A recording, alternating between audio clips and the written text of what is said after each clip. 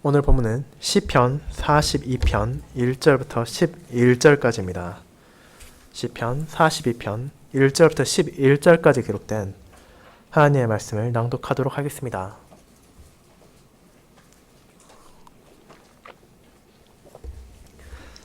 시편 제2권 제42편 고라자손의 마시길 인도자를 따라 부르는 노래. 하나님이여, 사슴이 시냇물을 찾기에 갈급함같이 내 영혼이 주를 찾기에 갈급하니이다.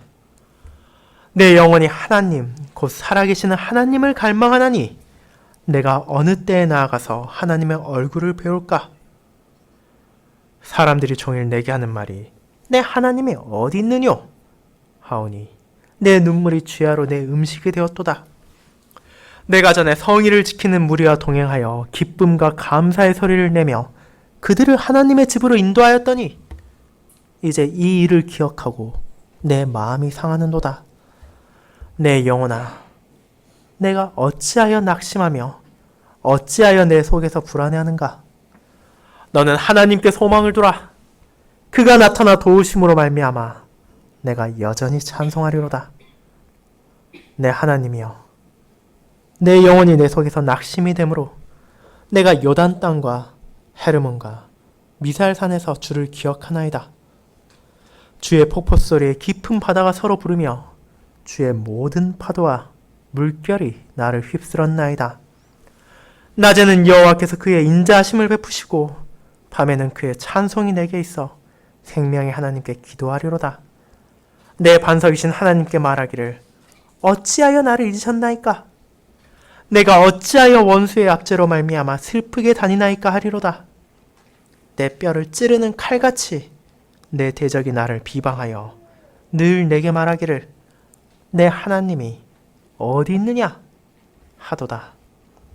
내 영혼아, 내가 어찌하여 낙심하며 어찌하여 내 속에서 불안해하는가? 너는 하나님께 소망을 두라. 나는 그가 나타나 도우심으로 말미암아 내 하나님을 여전히 찬송하리로다. 아멘. 설교 후에는 시편 42편의 5절, 6절, 7절을 함께 찬양하도록 하겠습니다.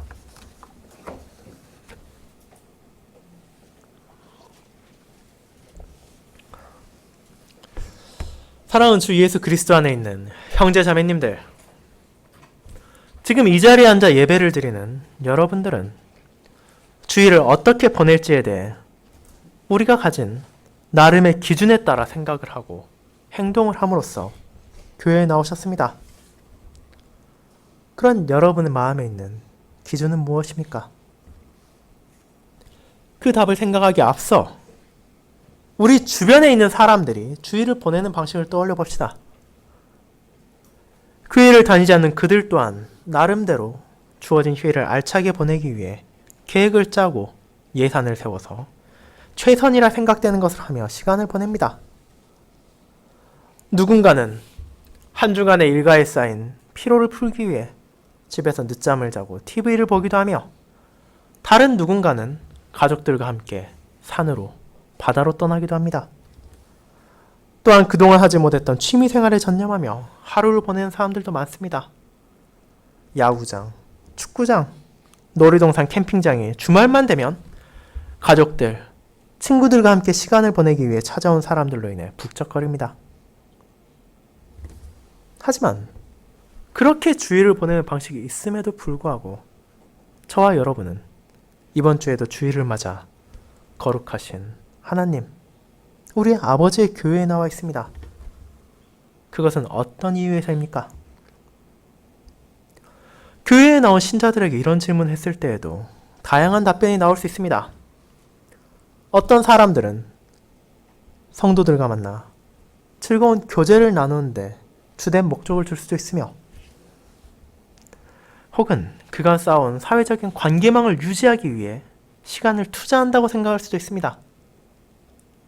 물론 하나님의 말씀을 들음으로 자신에게 주어진 언약의 소중함과 하나님의 은혜를 마음에 새기기 위해 오는 분들도 많을 것이라고 생각합니다.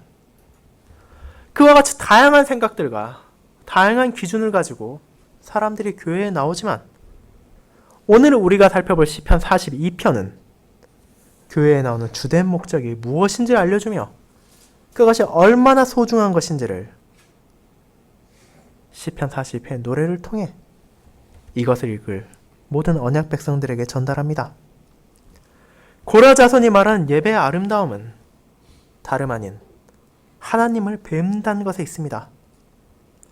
하나님을 뵙는다는 것이 추상적인 표현이 아니라 공적인 예배를 통해 하나님과 언약 백성과의 교제가 이루어진다는 것을 드러내므로 그는 그것이 결핍되는 것이 얼마나 슬프고 비참한 것인지를 자신의 경험을 통해서 알리는 것입니다.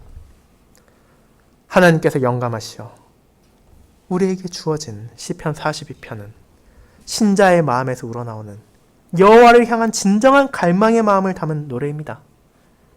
그리고 저는 이를 하나님을 향한 갈급함이라는 제목으로 설명하고자 합니다. 그리고 본문에서 드러나는 하나님을 뵙지 못할 때 경험하게 되는 언약 백성들의 슬픔과 그럼에도 그 안에서 사라지지 않는 소망을 함께 나누어서 알아가고자 합니다. 첫 번째, 언약 백성의 슬픔과 두 번째, 언약 백성의 현실과 소망이 바로 그것입니다. 먼저 언약 백성의 슬픔에 대해 함께 알아보도록 하겠습니다. 형제자매 여러분, 여러분은 우리가 살펴보는 시편이 5개의 큰 권으로 나누어져 있다는 것을 알고 계십니까? 우리가 시편을 읽을 때 어쩌면 큰 의미 없이 넘어갈 수 있는 표제의 윗부분에는 각 권이 끝나고 새로운 권이 시작될 때마다 이것이 몇 권의 시작인지를 나타내는 기록이 주어져 있습니다. 제1권에서는 시편 전체의 서론이라 할 수 있는 1편과 2편 이후 3편부터 41편까지를 통해 주로 다윗의 통치와 그의 삶에서 경험하고 그가 기록한 하나님을 향한 기도와 노래의 시들이 위치하고 있으며 마지막에 41편은 하나님을 향한 송영으로 마칩니다. 그리고 오늘 우리가 살펴볼 시편 42편은 우리가 본 표제에 앞서 나온 것과 같이 시편의 제1권이 끝나고 다음 권인 2권을 시작하는 노래입니다. 그리고 2권 또한 1권과 마찬가지로 주로 애가시, 하나님을 향해 슬픔을 외치며 구원을 요청하는 시들로 구성되어 있지만 그 저자는 이제 다윗만이 아닌 고라 자손과 아삽의 자손들이 포함됩니다. 그리고 그 중에서 고라 자손이 작성한 시편 중 제2권을 시작하는 42편을 우리는 함께 나눌 것입니다. 자, 그렇다면 이 고라 자손은 누구입니까?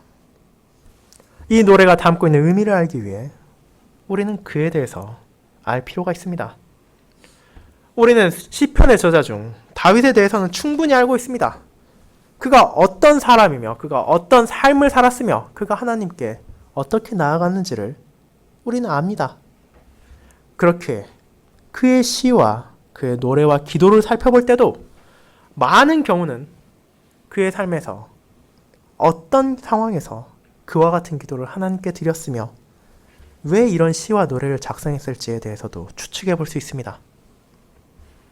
하지만 고라 자손은 여러분 중 많은 분들에게 낯선 사람일 것이라 생각합니다. 먼저 고라는 누구입니까? 이 사람은 우리가 알고 있는 성경의 중요한 인물의 사촌입니다. 그는 출애굽기에 나오는 모세와 아론, 미리암의 사촌입니다. 이스라엘 백성들이 하나님의 은혜로 애굽에서 빠져나올 때 그들과 함께 나온 사람입니다. 하지만 광야에서 그는 큰 실수를 합니다. 다단과 아비람과 온과 함께 무리를 지어 백성을 선동해서 모세와 아론에게 반기를 든 것입니다. 그들은 모세와 아론을 시기하며 질투해서 마치 모세와 아론이 권력을 원하고 명예를 원하는 것이냐 그들을 비난하고 자신들이 정당하며 자신들이 그 권한을 가져야 한다 주장했습니다. 레위의 자손으로 이미 고라와 그 자손들에게도 여호와의 성막에서 봉사하게 하시며 그분을 섬기게 한다는 큰 소명을 주셨음에도 불구하고 그는 자신들이 제사장이 되지 못함을 질투함으로 모세와 아론을 비난하였으며 그런 그들의 잘못을 모세는 다그쳤으나 그들은 하나님의 약속을 불신하며 거부했기에 하나님의 진노로 인해 고라와 그를 따르는 사람들은 땅바닥이 갈라져서 그곳에 삼켜지는 심판을 받았습니다. 그러나 동시에 하나님께서는 자비를 베푸사 그들의 남아있는 자손들이 여전히 그분을 위해 봉사할 수 있게 하셨습니다. 그리고 오늘 우리가 본문전에 읽은 역대상 6장에서 다윗 왕가에서 그들에게 주어진 거룩한 소명이 무엇인지 우리는 보게 됩니다. 코라 자손들은 성전에서 노래를 하는 자들이었습니다.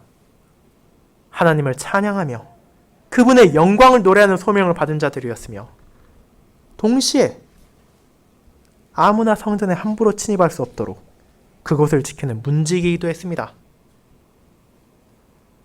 그런 그들의 삶을 생각해 보십시오. 성전에서 노래를 하며 성전의 문을 지키는 그들은 항상 여호와와 가까이 있었으며 성전에서 드려진 예배의 아름다움과 그것을 통해 주어지는 하나님과 성도 간의 교제를 그 누구보다도 잘 느낄 수 있는 은혜를 가지며 살아가는 자들이었습니다. 그런 고라 자손 중 한 명의 노래가 시편의 제2권을 여는 42편입니다. 우리가 표제만을 보고 그리고 고라 자손이 어떤 소명을 가졌는지를 생각한다면 어쩌면 이것은 하나님의 선하심을 노래하며 찬양하는 송영의 노래가 아닐까 생각하게 될지도 모릅니다. 그러나 이 시편의 내용은 또 다른 애가입니다. 슬픔의 노래인 것입니다. 다윗만이 아니라 고라 자손 또한 슬픔의 노래를 부르며 하나님께 도움을 구합니다. 어째서 그가 이런 노래를 통해 하나님께 나아가야만 했습니까? 그것을 우리는 함께 알아가며 신자의 삶에 있어서 하나님을 향한 갈급함이 어떤 의미를 가지고 있는지를 보도록 하겠습니다. 오늘 우리가 살펴볼 시편 42편에서 자주 나오는 이미지는 물입니다. 물은 우리가 잘 아는 것처럼 생명을 유지하기 위해 가장 필요한 것 중 하나이지만 동시에 우리의 삶을 휩쓸어갈 수도 있습니다. 특히나 나일강을 끼고 있는 애국과는 달리 이스라엘 백성들이 약속받은 땅인 가나안은 하나님의 손길로 비가 주어질 때는 애굽에 지쳐지지 않는 풍성한 결실을 맺을 수 있지만 그분께서 이를 멈추실 때는 가뭄으로 고통받는 지역이었기에 이스라엘 백성들은 오늘날 산 우리보다도 더욱더 물이 얼마나 소중한지를 잘 알고 있었습니다. 이제 고라 자손은 그처럼 소중하며 중요한 물을 통해 하나님을 향한 자신의 소망을 드러냅니다. 그는 하나님을 향해서 그 자신이 사슴과도 같다고 말합니다. 하지만 이 사슴은 우리가 일반적으로 생각할 수 있는 산과 들을 뛰노는 아름다운 피조물의 모습으로 나타나는 것이 아닙니다. 고라 자손이 표현하는 사슴은 메마른 평원에서 목이 말라 방황하며 어떻게든 물을 마시기 위해 시냇물을 찾아다니는 탈수 상태에 빠진 가녀린 모습입니다. 그리고 그처럼 연약한 사슴이 그의 영혼의 상태를 드러냅니다. 목마른 사슴이 무엇을 희생해서라도 물을 찾아 마른 목을 적시고 생명을 이어가기 위해 필사적인 것처럼 시편 저자의 영혼은 주를 찾기에 갈급합니다. 고상하게 무언가를 자리에 앉아서 바라는 것이 아니라 갈급하다는 표현에서 드러나듯이 목이 마를 때 물을 찾는 것처럼 간절하게 하나님을 찾는다는 것이 고라 자손이 표현하는 그 자신의 상황입니다. 하지만 그는 왜 이렇게 하나님을 향한 갈망을 가지고 있었습니까? 그가 고라자손의 일원이라면 항상 성전에서 하나님을 향해 찬양하며 언약 백성들과 함께 그분을 예배하고 있을 텐데 그럼에도 그에게 부족함이 있는 것입니까? 그에 대한 답이 2절에서 들어갑니다. 그의 영혼이 그토록 갈급하며 하나님, 살아계신 하나님을 향해 울부짖는 것은 바로 그분의 얼굴을 배웁지 못하기 때문입니다. 그는 진실로 하나님을 뵙기를 간절히 그리워하며 바라고 있습니다. 비록 이 저자가 어떤 상황에서 이 노래를 부르는지 정확하게 알 수 없지만 분명한 것은 바로 그가 예루살렘 성전에서 드리는 예배에서 멀어져 있다는 것이었습니다. 이것이 이어지는 3절과 4절에서 드러납니다. 사람들이 고라자손을 바라보며 하는 말이 무엇입니까? 고향에서 멀어진 그를 위로하거나 격려하는 것이 아닙니다. 도리어 그의 신앙을 조롱하며 하나님을 모욕하는 것을 멈추지 않습니다. 그들은 다음처럼 말하며 언약 백성을 멸시합니다. 내 하나님이 어디 있느뇨? 그가 겪고 있는 어려움을 바라보며 만약 내가 믿는 하나님이 계시다면 왜 너를 그렇게 내버려 두시느냐? 내가 하나님을 믿는다면 어디 우리에게 보일 수나 있겠느냐? 이런 식의 조롱과 비난을 이어가는 것입니다. 그들이 그처럼 그를 비난함을 통해 저자는 자신이 놓인 상황이 얼마나 비참하고 얼마나 슬픈지를 끊임없이 상기하게 되었습니다. 그가 힘들고 괴로울 때라도 얼굴빛을 비추사 은혜와 자비를 베푸시는 하나님의 얼굴을 뵙지 못하고 있는 것은 그가 마주한 분명한 현실이기 때문입니다. 그 슬픔과 괴로움 속에서 그는 눈물을 멈출 수 없었습니다. 쩍쩍 말라붙은 땅과 같이 마른 목을 달래줄 물을 찾는 사슴처럼 그는 하나님을 갈급했으나 자신의 말라붙을 영혼을 달래줄 시냇물이 아닌 쓰디쓴 슬픔의 눈물을 매일같이 흘리며 이것을 음식으로 삼아 맛보았습니다. 그의 어려움 속에서 하나님을 뵙고 그분께 호소하는 것만이 유일한 답이라는 것을 알면서도 이를 행할 수 없는 현실이 너무도 슬프고 처절했기 때문입니다. 그런 비난과 그런 조롱 속에서 눈물을 흘리며 그는 과거를 회상합니다. 그가 성전에서 봉사하며 하나님을 뵙던 기쁨과 즐거움을 누리던 때가 그에게서 얼마나 소중하며 아름다운 것이었는지를 4절은 보여주는 것입니다. 그는 자신이 성전에서 임했던 소명을 떠올립니다. 내가 전에 성의를 지키는 무리와 동행하여 기쁨과 감사의 소리를 내며 그들을 하나님의 집으로 인도하였더니 라고 말입니다. 자, 고라자손의 소명이 무엇이었는지를 여러분은 기억하십니까? 고라자손들은 성전에 봉사하는 레위인으로서 성전에서 찬양하는 직분을 가지고 있었으며 동시에 성전을 지키는 문지기의 소명을 지니고 있었습니다.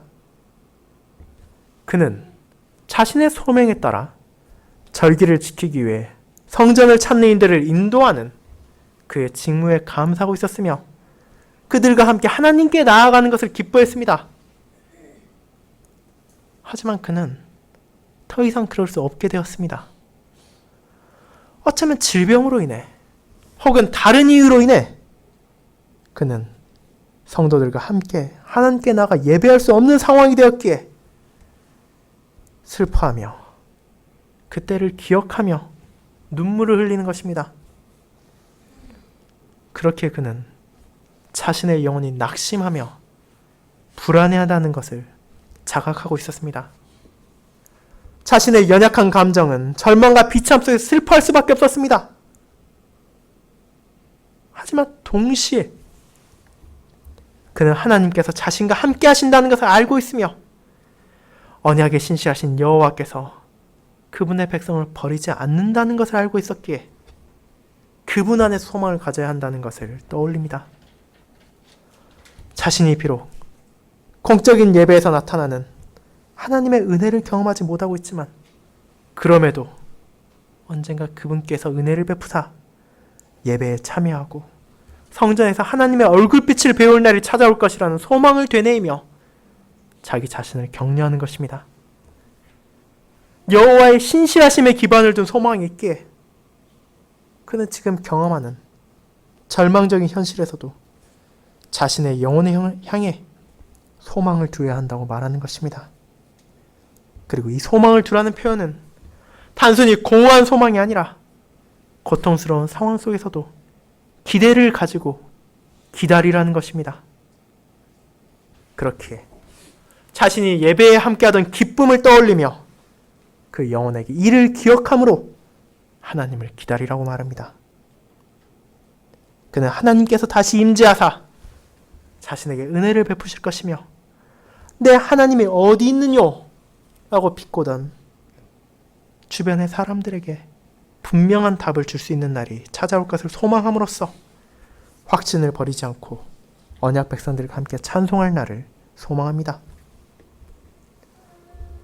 그리고 하나님의 독생자이신 주님께서 이 땅에 오심으로 그분의 백성들은 이제 예배에 있어서도 큰 은혜를 받게 되었습니다.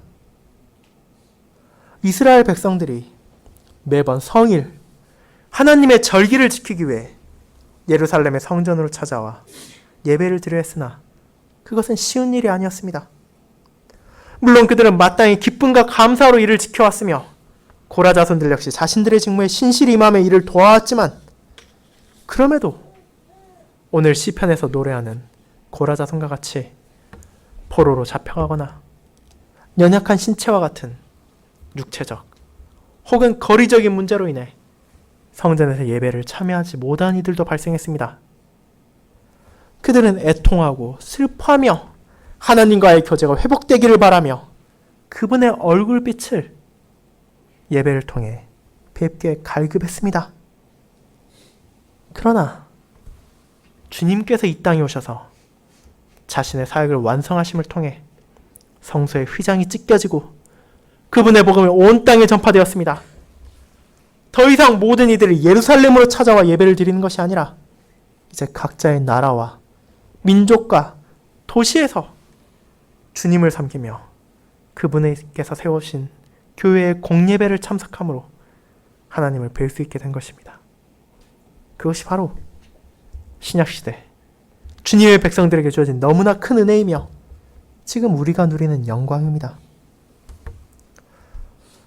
사랑하는 형제자매 여러분,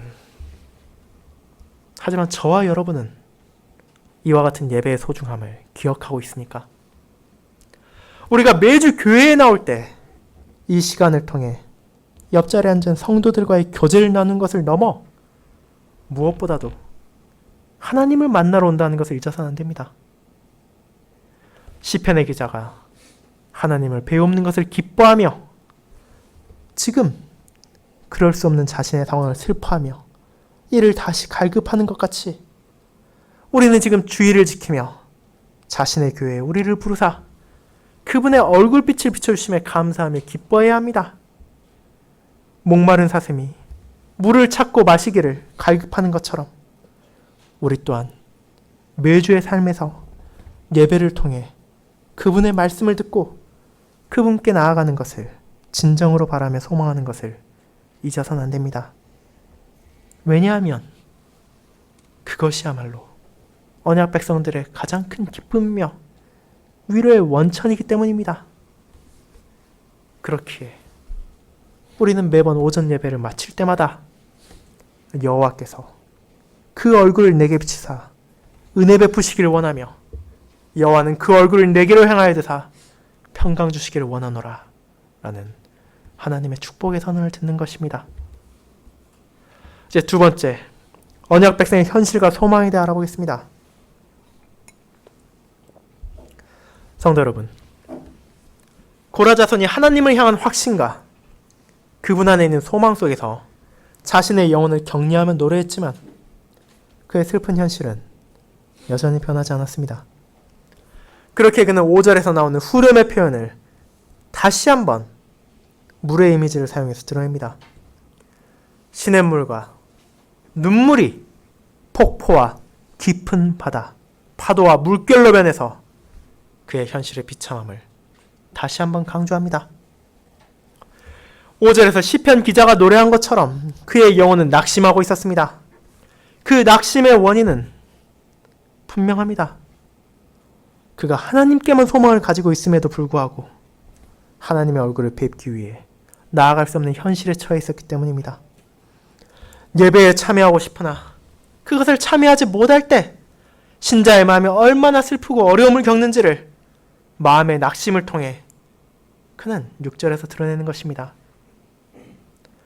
하나님을 향해 노래하는 그는 그럼에도 자신이 그분을 기억한다는 것을 고백합니다. 비록 미사산의 위치를 우리가 알 수 없지만 요단강의 수원지인 헤르몬산, 헐몬산은 이스라엘의 북쪽에 위치하고 있으며 이는 지금 그가 실제로 그곳에 있거나 혹은 이것이 비유라 하더라도 자신이 예루살렘에서 멀리 떨어져 있다는 고립된 상황을 드러냅니다. 어떤 경우에라도 그는 언약 공동체 예배가 회복되고 그곳에 자신이 다시 참여하기를 원하지만 현재 그럴 수 없는 현실임을 드러내는 것입니다. 그럼에도 불구하고 그는 하나님을 여전히 기억하며 떠올립니다. 지금 그가 어려움을 겪는다고 해서 그가 이미 받고 이미 경험했던 하나님의 은혜가 사라지는 것이 아니기에 영원히 낙심하는 현실에서도 하나님을 기억함으로 소망을 붙잡고 그분의 신실하심을 의지하기를 나타내는 것입니다. 그와 같이 목마른 가운데 갈급하며 물을 구하던 그가 만난 물은 눈물을 넘어서 폭포와 바다의 파도, 물결입니다. 주님의 폭포 소리와 같은 굉음에 불린 깊은 바다가 서로를 부르며 그렇게 불릴 파도와 물결이 그를 휩쓸어 버린다는 것을 통해 그가 마주하는 혼란스러운 현실을 상기시킵니다. 그를 찾아온 어려움은 마치 바다의 거친 파도가 배를 뒤흔들고 사람을 떠내려가게 하는 것처럼 그 자신이 누리던 즐거움과 기쁨의 교제에서 그를 휩쓸어서 비참과 고난 속에 이 고라자손을 파묻히겠습니다. 그러나 그런 현실이 있음에도 불구하고 거친 파도에 밀려 떠내려가서 고통을 겪고 있는 와중에도 하나님께서는 여전히 그분의 인자하심을 거두지 않으셨습니다. 쓸려 내려가 하나님을 향한 갈급함 속에서도 그는 원수들이 그를 조롱함을 바라보며 성의를 지킬 수 없었기에 비참한 현실을 겪고 있었지만 자신이 지금 망망대해에 떠내려간 조난자 같은 심정임에도 여전히 하나님을 의지할 수 있는 근거가 있었습니다. 왜냐하면 그가 마주한 비참한 현실 속에서도 하나님의 변치 않는 사랑이 베풀어지고 있었기 때문입니다. 우리가 지난 시편 6편의 설교에서 다룬 바가 있는 하나님의 헤세드가 여기 다시 등장합니다. 다윗이 자신을 둘러싼 어려움과 슬픔 속에서도 하나님의 사랑을 구하며 위로를 얻으며 그분께 소망을 두었던 것처럼 고라자손 역시 하나님의 헤세드, 그분의 인자하심을 통해 소망을 가집니다. 하나님께서 그분의 언약에 신실하시며 변치 않는 분이라는 것을 나타내는 이 표현을 사용함으로 그는 하나님의 사랑이 얼마나 위대하며 어떻게 끊이지 않는가를 자각합니다.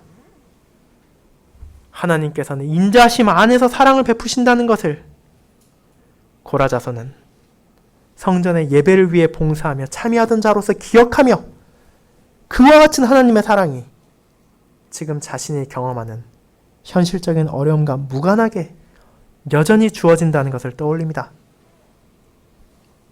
아니, 현실적으로 어려운 상황이기에 더더욱 그분의 변치 않는 사랑을 의지해야 한다는 것을 기억하며 자신이 아무리 어려운 상황을 겪고 있다 하더라도 그것이 결코 하나님의 신실하심을 막지 못하는 것이며 여호와께서 그에게 계속해서 사랑을 베푸신다는 것을 노래합니다. 그리고 그가 하나님을 떠올리며 의지할 수 있는 또 하나의 소중한 것이 있습니다. 그것은 바로 그분의 노래, 찬송이 자신에게 있다는 것입니다. 비록 자신이 예루살렘에 예배와 떨어져 있으며 공적인 예배를 통해 하나님께 나아가지 못한다 하더라도 그것이 신자의 찬양을 막을 수 없었습니다. 그는 노래를 통해 하나님의 인자하심을 여전히 찬양할 수 있으며 그 찬양은 낙심한 자신의 영혼을 하나님께로 향하게 했습니다. 그와 같은 하나님의 사랑을 기억하며 하나님의 영광을 찬양하며 그는 자신이 어디에 있다 하더라도 하나님께서 함께 하심을 확신함으로 자신의 하나님이시며 생명의 하나님께 찬양하며 기도로 그분께 나아갑니다. 그 기도의 내용은 하나님을 향한 구원의 외침이자 동시에 자신의 비참을 고백하는 것이었습니다. 하나님께서 자신에게 여전히 인자하심을 베푸는 것이 사실이지만 그리고 그분을 찬송으로 노래하지만 고라자손의 현실은 고난과 어둠이 찾아오고 있었습니다. 하나님께서 자신의 반석임이 분명하지만 그분의 임재를 갈망하며 하나님께서 자신을 잊으신 것이 아니냐고 말함으로써 그는 지금 반어적으로 그분께서 자신을 잊으신다면 그에게 어떠한 소망도 없다는 것을 말하는 것입니다. 지금 그를 찾아오는 것은 원수의 압제이며 그 결과는 슬픔이기 때문입니다. 오예브라는 히브리어 단어로 표현된 그를 압제하는 원수는 시편 전체에 걸쳐 계속해서 등장합니다. 모든 시편에 걸쳐 75번이나 나오는 이 표현은 한 개인을 적대하는 자들을 가리키기도 하며 동시에 하나님의 언약 공동체의 원수를 가리키기도 합니다.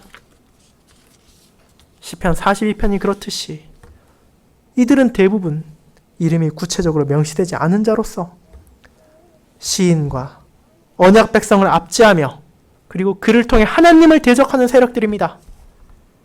그렇게 시편의 저자들은 그들의 공격으로 인해 괴로워하며 하나님을 조롱한 이들에 대해 공통적으로 슬픔을 보입니다. 그리고 고라자손 역시 다른 시편의 저자들과 다르지 않았습니다. 그가 마주하는 현실에서 하나님께서 자신을 잊으신 것 같으며 자신의 원수와 대적들이 마치 뼈를 찌르는 날카로운 칼과 같이 공격하며 멈추지 않고 그를 조롱하며 하나님을 모욕하고 있음에 슬퍼합니다. 3절에서 나오듯이 원수들이 그에게 끊임없이 말하며 괴롭히는 것은 다른 무엇도 아닌 그의 반석이시며 생명이신 하나님을 향한 조롱과 비방이었습니다. 내 하나님이 어디 있느냐라는 비판이 끊이지 않으며 그를 둘러싸고 있었기에 그의 영혼은 낙심하며 이런 현실을 비탄해하며 하나님을 바라보며 슬픔에 젖어들었습니다. 언약 백성들에게도 이런 현실이 찾아올 수 있다는 것을 고라자손은 알립니다. 하지만 동시에 그가 전하는 것은 그런 상황 속에서도 신자가 여전히 소망을 가질 수 있다는 것을 나타냅니다.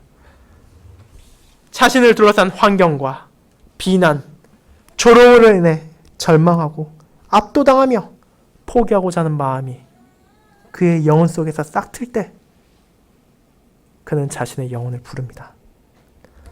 자신의 흔들림에 연약한 영혼을 향해 낙심하지 말며 불안해하지 말라고 말합니다. 그는 자신의 현실이 낙심할 수밖에 없다는 것을 알고 있습니다. 그를 둘러싼 원수들과 대적들이 여전히 기세등등하게 하나님이 어디 있느냐며 외치고 하나님이 계시다면 너는 왜 지금 이런 고통을 당하고 있느냐며 조롱을 하고 있습니다. 절기를 지키기 위해 예루살렘을 찾아오던 이들을 성전으로 인도하며 기쁨과 즐거움을 찬양을 멈추지 않았던 자신이 예배에 참여하지 못함으로 하나님을 바라보기를 갈급해하고 있습니다. 지금 이런 상황들 속에서 낙심하는 것은 어쩔 수 없는 것이지 않습니까? 심지어 하나님께서 자신을 잊어버리신 것이 아닌가라는 생각이 마음에 떠오른다면 신자에게 그보다 더 불안한 것이 어디 있겠습니까?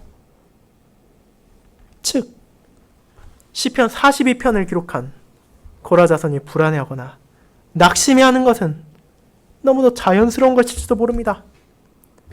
그를 둘러싼 현실이 저자를 괴롭히고 있으며 그로 하여금 상심하게 하며 눈물을 멈출 수 없게 하고 있기 때문입니다. 하지만 그럼에도 불구하고 그는 말합니다.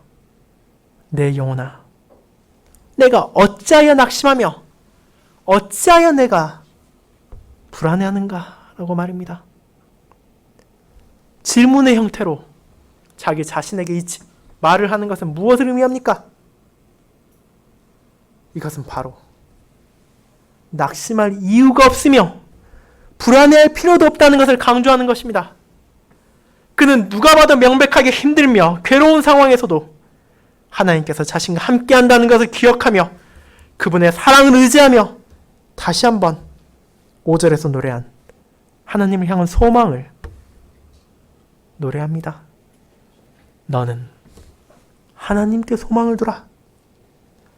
연약하고 흔들리는 자신의 영혼을 타자화해서 너라고 부르며 하나님께 소망을 줄 것을 알림으로 그분을 기억하게 하며 동시에 그분께서 자신을 도우실 것을 확신합니다.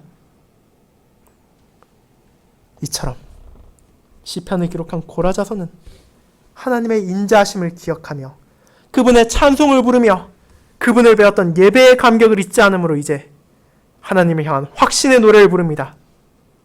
나는 그가 나타나 도우심으로 말미암아 내 하나님을 여전히 찬송하리로다 라고 말입니다. 이스라엘 백성들은 그들의 역사 속에서 하나님의 나타나심과 구원하심을 간절히 기다렸으며 경험했습니다. 애굽 땅에서 바로의 노예로 살아가던 이들은 하나님의 도우심을 구하며 그분의 이름을 부르짖었으며 광야에서는 아브라함에게 약속하셨던 자신들의 기업의 땅인 가나안으로 들어가길 갈망했습니다. 사사들이 통치하던 시대에는 자신들을 보호해줄 왕을 꿈꿨으며 유다와 이스라엘이 멸망하며 포로로 잡혀갔던 시기에는 해방을 바랬습니다. 그리고 해방된 이후에도 여전히 주변 나라들의 침략과 수탈에서 벗어나지 못했던 그들은 하나님께서 약속하신 메시아를 소망했습니다. 그 모든 소망과 간구가 헛되지 않았다는 것을 우리는 알고 있습니다. 하나님께서는 약하고 수도 적었던 이스라엘을 향한 사랑을 보이심으로 그들을 애굽 땅에서 건져내셨으며 광야에서 만나와 물을 주심으로 인자하심을 베푸사 약속의 땅으로 들어가게 하셨고 자신의 마음에 합한 왕을 주심으로 그들을 열방의 공격에서 보호하시고 자신의 영광을 드러내셨습니다. 그러나 왕과 백성들이 타락하고 배역하여 하나님께 등을 돌렸을 때 이방 나라들을 통해 그들을 벌하셨으며 그런 그들이 다시 돌이켜 하나님을 의지하며 하나님께 간구할 때 바사왕 고레스를 통해 자신의 백성들이 예루살렘으로 돌아와 다시 예배를 드리고 자신의 얼굴빛을 뵐 수 있도록 하셨습니다. 그리고 마침내 약속하신 자신의 왕, 온전하며 죄가 없으신 독생자 예수 그리스도를 이 땅에 보내심으로 그분의 백성들에게 영원한 소망을 주셨습니다. 주님께서 이 땅에서 오심으로 낮아지시고 주님께서 십자가에서 아버지로부터 버림받으시며 주님께서 아버지의 진노의 휩쓸림을 경험하셨습니다. 그 결과 이제 그분의 백성된 자들은 아버지로부터 영원히 버림받지 않을 것이라는 약속을 받았으며 죄를 향한 아버지의 저주를 그분께서 감당하셨다는 구속의 은혜를 받게 되었고 그분께서 낮아지심으로 우리가 높아져 하나님의 영광이 영원히 함께할 것이라는 크신 사랑을 받게 되었습니다. 그렇기에 주님 안에서 깨어지지 않는 소망을 가지고 하나님의 인자심과 사랑을 향해 영원히 찬송할 수 있는 특권이 우리에게 주어진 것입니다. 사랑하는 성도 여러분, 오늘 우리가 살핀 시편 42편의 저자로부터 긴 시간이 흘렀지만 여전히 신자들의 어려움과 고난을 경험하기도 합니다. 그리고 때로는 우리의 어려움과 우리의 현실에 눌릴 때 하나님께서 우리를 잊으신 것이 아닌가라는 생각이 날지도 모릅니다. 그리고 우리의 영혼이 불안해하며 낙심함으로 모든 것이 두렵다는 생각이 마음 한구석에서 자라날지도 모릅니다. 우리를 둘러싼 죄인들을 이길 수 없다고 생각하며 이제 우리 앞에 절망밖에 남아있지 않은가라는 현실을 받을 때가 있습니다. 그러나 그런 상황이 찾아와도 현실이 아무리 끔찍하고 비참해도 우리의 구원의 반석이신 살아계신 하나님께서는 우리를 버리지 않으십니다. 예수 그리스도께서 십자가에서 엘리 라마 사박다니 곧 나의 하나님 어찌하여 나를 버리셨나이까 라고 외치심으로 이제 그분의 은혜를 통해 그 어떤 현실과 그 어떤 비참이 우리를 둘러싼다 하더라도 우리는 하나님의 보호를 확신할 수 있습니다. 그렇기에 우리 안에 두려움과 불안이 찾아올 때 담대히 시편 42편의 고백을 함께 노래하십시오. 너는 하나님께 소망을 두라. 나는 그가 나타나 도우심으로 말미암아 내 하나님을 여전히 찬송하리로다. 이 노래가 여러분의 삶에서 언제나 함께하기를 바랍니다. 비록 우리가 좌절할 것 같은 때라도 성령 하나님께서 우리 안에서 함께하심을 기억하며 그분의 인도를 따라 이와 같은 주님 안에서 발견하는 소망의 노래를 결코 멈추지 않고 주님 안에서 확신을 받음으로 그분을 찬양하시길 바랍니다. 아멘.